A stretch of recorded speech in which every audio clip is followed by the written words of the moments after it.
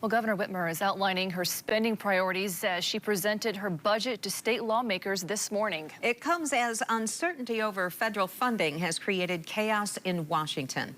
News 8's Brian Sterling has been at the Capitol all day long and joins us live now with local lawmaker reaction. Brian. Susan and Amber, the governor's proposed budget reflects a strong economy in Michigan with big investments in infrastructure and education. But Republicans will have a say.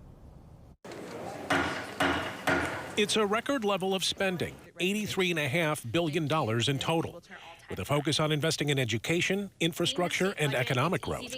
It continues an approach that the governor's budget director says has contributed to Michigan's improved fiscal health. But potential federal funding cuts have cast a shadow. On the behalf of the current administration, there's a lot of, we talk about the chaos and confusion that is coming out, and the fact of the matter is just suggesting that some of these things are, up for grabs, or there's questioning around how that money is going to flow, puts us all into a position where we have to prepare for the unknown. I don't think it's in jeopardy. I think it's just going to be reshifted or relooked at how it's being delivered. I don't anticipate being cut off on certain programs or things like that. I think a lot of that's getting played out and being shuffled, and it's happening in the public, right? That people are seeing what these dollars are being used for, how they're being used, and how they're sent to the state. So I think it's a little educational right now. I'm not too concerned right now of things not coming from the federal government.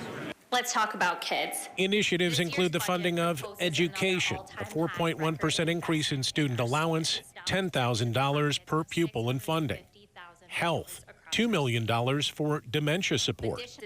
Jobs, job training grants to train 35,000 workers, and 120 new state police troopers. And really, for me, this just gives me an idea of where the governor's stance is, not necessarily where she's going to land.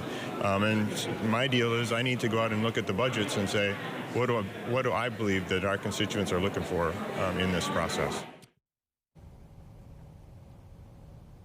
So that's what was in the budget. What was left out? There is no road funding plan, but $28 million has been proposed to explore some road funding options and conduct a study of pilot and potential road usage charge revenue options.